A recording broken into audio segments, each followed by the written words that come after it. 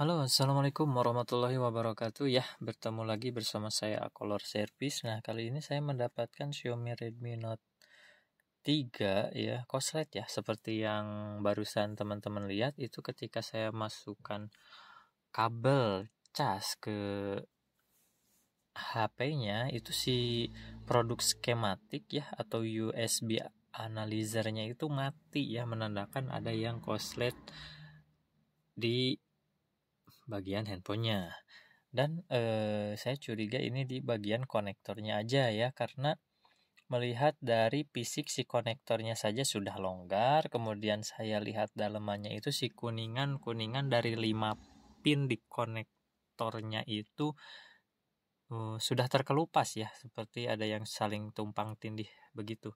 Dan kita akan coba ganti konektornya aja dulu ya, biar lebih hemat ya. Dan ketika kita lihat ini sama dengan konektor cas SmartFriend ya. Oke. Kita bisa solder dulu seperti ini ya. Fungsinya untuk apa? Yaitu untuk melunakkan timah yang sudah lama ya. Timah yang sudah lama kan kadang sudah mengerak, itu cukup keras kalau langsung kita blower. Tapi kalau kita bantu pakai timah yang baru itu biasanya menjadi lebih mudah leleh ya. Jadi setelah pakai solder, kita baru blower ya. Saya ini panas cukup di 300-an aja. Angin di 3 atau mau di 0 juga nggak apa-apa. Nah, oke. Setelah kita buka dengan cukup mudah, kita blower lagi. Kemudian kita akan coba pasang konektor yang baru. Nah, tapi ini ternyata agak susah ya, karena tidak ngepas gitu ya. Ternyata si konektor SmartFriend ini ke dudukan Xiaomi Redmi Note 3 ini beda. Nah, kita ada beberapa cara. Kalau memang tidak ngepas gitu kan, kita bisa buka lebar si konektornya ya, jadi nggak nempel ke lubang. Cuman itu resiko cepat mudah lepas ya. Dan ada juga cara yang seperti ini ya, kita pakai yang namanya desoldering pump ya. Kita solder dari bagian bawah, kemudian si timahnya kita sedot pakai desoldering pump ini. Jadi sehingga si 4 kaki bagian konektor ini jadi bolong ya.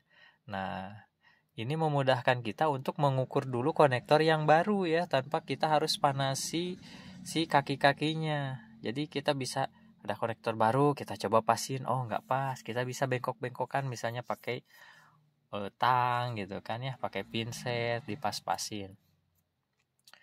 Jadi kadang juga saya menggunakan cara ini ya untuk konektor-konektor tertentu. Kadang kan konektor ada yang terlalu mepet dengan nih, atau dengan komponen apa yang cukup berbahaya kalau kita blower langsung. Butuh kecepatan ya, dan panas yang pas agar tidak mempengaruhi ke yang lain. Dan ternyata setelah dibolongin seperti ini pun ya, ini memang nggak pas. Jadi si bagian bawahnya kurang pas. Ini saya udah coba disesuaikan juga masih kurang pas juga. Dan ini karena kerjaan ditunggu, konsumennya udah nunggu cukup lama, dan kita akan coba ganti satu subboard saja ya. Konsumennya juga ya nggak apa-apa, katanya ganti satu subboard saja. Oke lah, kalau misalnya memang konsumennya setuju ya apa boleh buat ya. Walaupun memang untuk subboard ini ya atau PCB bawah ini lebih bagus yang ori bawaan ya. Oke, kita coba apakah sudah bagus. Dan ternyata masih mati guys.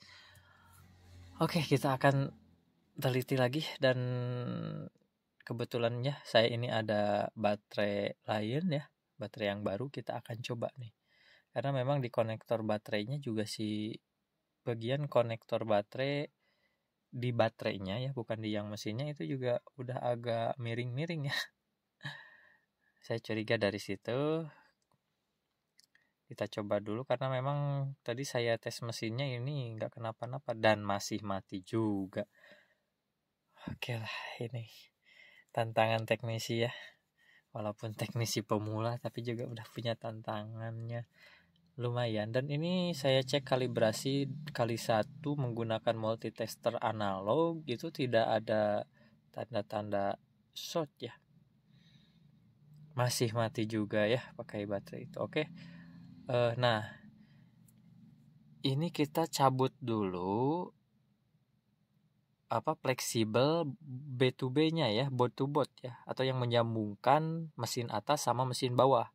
Fleksibelnya kita cabut dan ternyata setelah saya lihat fleksibel board to board yang ke atasnya ini agak melengkung, agak terbuka. Saya pasin aja dan alhamdulillah akhirnya menyala ya. Oke, sekian.